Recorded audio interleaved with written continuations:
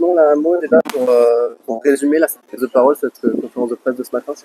En résumé, nous allons nous rendre à l'Assemblée nationale dès ce soir, moi et mon collègue Perceval. Nous allons voter la censure, quel que soit le discours de M. Le Cornu II, car nous connaissons son programme, son orientation, le budget. Le budget n'est que le budget de Beyrouth, plus ou moins arrangé à la marge. Et si la motion demain passe, demain ou après-demain, la motion de censure passe, eh bien nous sommes prêts à tout.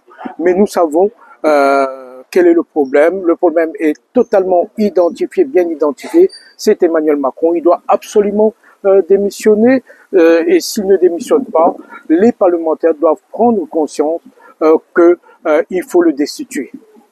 Avez-vous la possibilité justement de faire destituer Emmanuel Macron au vote? Vous savez, moi, j'ai co-signé les 2 motions de destitution. Aujourd'hui, nous allons, moi-même et mes autres collègues, discuter avec les autres parlementaires. Mais je crois que la clé dans cette affaire, c'est que le Rassemblement national change de position et accepte aujourd'hui d'entamer la procédure de destitution, puisque c'est le Rassemblement national qui bloque la procédure aujourd'hui. De politique du chaos de Macron. Selon vous, hein, c'est quoi son objectif?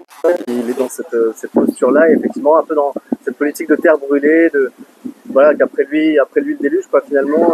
Qu'est-ce que ça apporte pour lui ou pour enfin, ça apporte rien au pays, c'est sûr, mais pour lui. Emmanuel Macron, après lui, le déluge, je crois on est déjà dans le déluge, mais ça risque d'accélérer. Mais une chose est sûre, c'est que, à mon avis, il crée les conditions d'une dissolution pour faire passer le budget par ordonnance et de fait le protéger, puisqu'il sait très bien si on arrive à passer 2025, le budget pour 2026, il sera tranquille après.